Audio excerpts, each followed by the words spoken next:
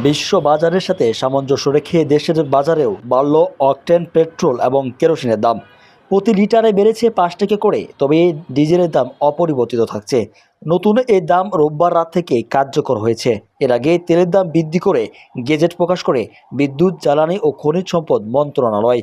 নির্ধারিত নতুন দাম অনুযায়ী ভোক্তা পর্যায়ে নতুন দামে বিক্রি করবেন মালিকরা। বিশ্ববাজারে জ্বালানি তেলের দাম ওঠানামার সঙ্গে সামঞ্জস্য রেখে দেশের বাজারে মূল্য সমন্বয় করা হয়েছে বলে জানিয়েছেন অনেকে।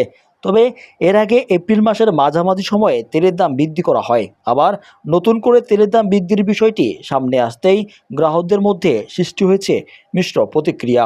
অনেকেই বলছেন তেলের দাম বৃদ্ধির ফলে পরিবহন খরচ বেড়ে যাবে, সাথে সবকিছুর দাম বৃদ্ধি পাবে।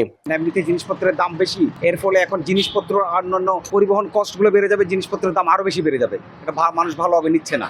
প্রতিনিয়ত যেভাবে নিত্য প্রয়োজনীয় দ্রব্যের দাম বৃদ্ধি পাচ্ছে, সেই সঙ্গেই আয় ততটা বৃদ্ধি পাচ্ছে না। এতে হতাশায় ভুগছেন মধ্যবিত্ত ও নিম্নবিত্ত মানুষ। যে যে অনুপাতে মাল জিনিসের দাম বাড়ে তা তো ইনকাম বাড়ে না, আমাদের খরচ বাড়তেছে কিন্তু আমাদের ইনকাম বাড়ে না।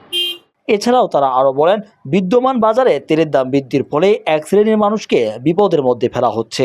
বড় লোকদের জন্য না, এগুলো হচ্ছে মধ্যবিত্ত পরিবারের জন্য সমস্যা আর কি। মধ্যবিত্ত পরিবারকে আপনি আরো সমস্যার মধ্যে ফেলে দিলেন। আপনি তো একটা সার্টেন ক্লাস অফ পিপলদেরকে আপনি বিপদে ফেলছেন, আপনি তো সবাইকে বিপদে ফেলছেন না।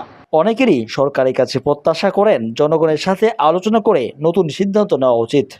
মধ্যবিত্ত ফ্যামিলি যারা আমরা বাইক সাধারণত ড্রাইভ করি, অফিস যাওয়া আসা করি, তাদের জন্য এটা চিন্তা ভাবনা করে এই দরদামটা বাড়ানো হলে আমাদের জন্য অনেক উপকার হতো।